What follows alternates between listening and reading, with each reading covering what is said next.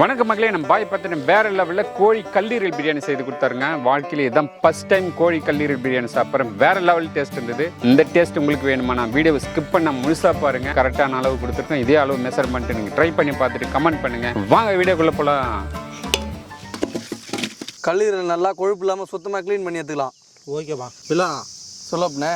இன்னைக்கு பாய் வந்து நம்மளுக்கு கோழியோட கல்லீரலில் வச்சு பிரியாணிடா பிரியாணி செஞ்சு தர நீராரு. இது வரைக்கும் ஃப்ரை சாப்பிட்ருப்போம், கிரேவி சாப்பிட்ருப்போம். இன்னைக்கு பிரியாணி. சிக்கன் கல்லீரல் நல்லா அழிச்சு எடுத்துக்கலாம்.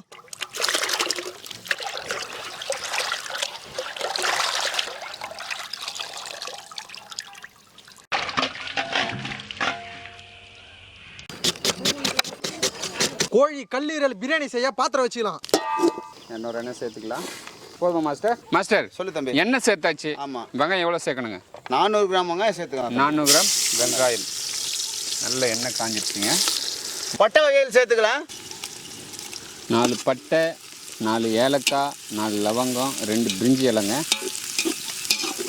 1 கிலோ கோழி கல்லீரலில் பிரியாணி செய்கிறோம். ஆமாம். வடி பிரியாணி, தம் பிரியாணியா? வடி பிரியாணி. வடி பிரியாணி. ஆமாம். அரிசி வடிச்சு கொட்டுறோம். அரிசி வச்சு போல தனியாக வச்சிடலாமா? வச்சிடலாம் தம்பி. ஓகே மிஸ்டர், நான் தனியாக பற்ற வச்சு ஓகே தம்பி. வெஸ்ட் வந்துடுறேன். சரி, நீங்கள் அப்படியே வதக்கி விடுங்க. சரி தம்பி. சரியா?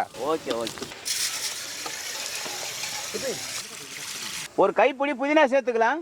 ஒரு கைப்பிடி புதினா சேர்த்துக்கலாம். ஒரு கைப்பிடி கொத்தமல்லி சேர்த்துக்கலாம். ஒரு கைப்பிடி கொத்தமல்லி சேர்த்துக்கலாங்க. மிக்ஸ் பண்ணுங்க மாஸ்டர். புதினா கொத்தமல்லி நல்லா வதங்கிடுச்சு. சரி. மிளகாய் தூள் எவ்வளோ சேர்க்கணுங்க? ஒரு 10 கிராம் மிளகாத்தூள் சேர்த்துக்கலாம்.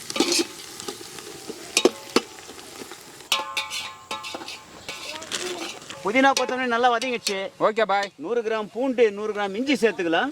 100 கிராம் பூண்டு, 100 கிராம் இஞ்சி. ஓகே தம்பி. ஓகே மாஸ்டர், மிக்ஸ் பண்ணுங்க.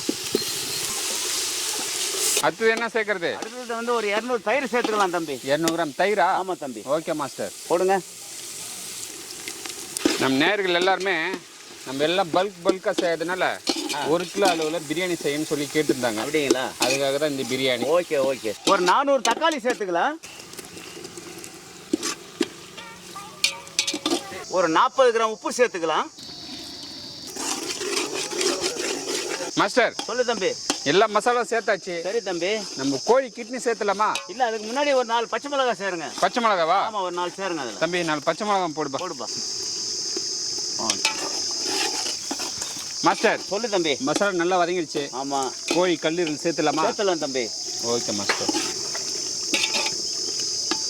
கோழி கல்லீரல் பிரியாணி செய்து தரீங்க. ஆமா தம்பி. இது வரைக்கும் சாப்பிட்டதே இல்லை, எப்படின்னு பார்த்துருவோம். செஞ்சு தரேன், சாப்பிட்டு பாருங்க எப்படிங்க. Okay master. லெமன் சார் சேர்த்துக்கலாம்.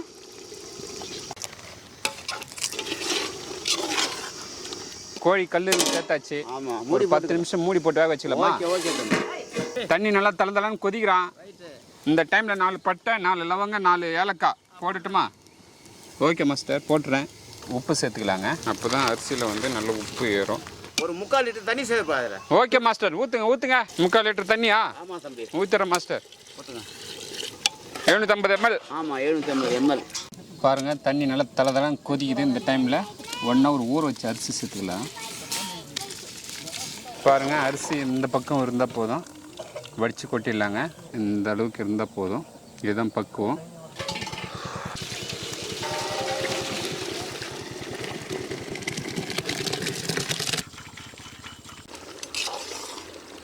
மாஸ்டர் சொல்லு தம்பி. மசாலா நல்லா தளதளன்னு கொதிக்குது. ஆமா தம்பி. கோழி கிட்னி நல்லா வெந்திருக்கு. சரி, வந்துடுச்சு. வடித்து அரிசி கொட்டிடலாமா? கொட்டிடலாம் தம்பி. Okay master. மாஸ்டர் தம்பி. கொத்தமல்லி அங்கே போடு மாஸ்டர். கொத்தமல்லி போட்டு தம் போட்டுக்கலாம். தம் போட்டுடலாம். Okay bye. வேறுகளை எடுத்துடலாமா? எடுத்துரு தம்பி. தம் போட்டு எவ்வளோ நேரம் இருக்கணும் மாஸ்டர்? ஒரு 20 நிமிஷம் இருக்கணும் தம்பி. 20 நிமிஷம். ஆமா தம்பி. பாருங்க மக்களே, தம் போட்டு 20 நிமிஷம் ஆகுது. அப்படியே இறக்கி பார்க்கலாம் சாப்பாடு எப்படி இருக்குன்னு பார்த்துடலாம். அடா சேமே மாதிரி வந்திருக்கு பாருங்க. அரிசி உடையாமல் நல்லா முழுசாக கிடச்சிருக்கு நம்மளுக்கு.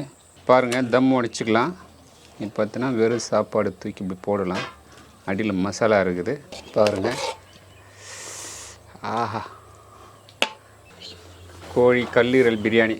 மாஸ்டர் சாப்பாடு கூட உடையாமல் அவ்வளோ சூப்பராக வந்துருக்குது. சரி தம்பி.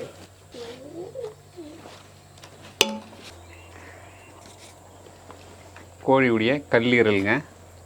எடுத்துக்கிட்டோம், கொஞ்சமாக சாதம் எடுத்துக்கிட்டோம், ரெண்டுத்தையும் மிக்ஸ் பண்ணி பாய் சொல்லு தம்பி. சூப்பராக இருக்குது பாய். பாய் சொல்லு தம்பி. இந்த சூட்டில் கூட அந்த டேஸ்ட் தேர்த்து பாரு அப்படியே. எங்கே தருது? நாக்கில். நாக்கில் தருதா?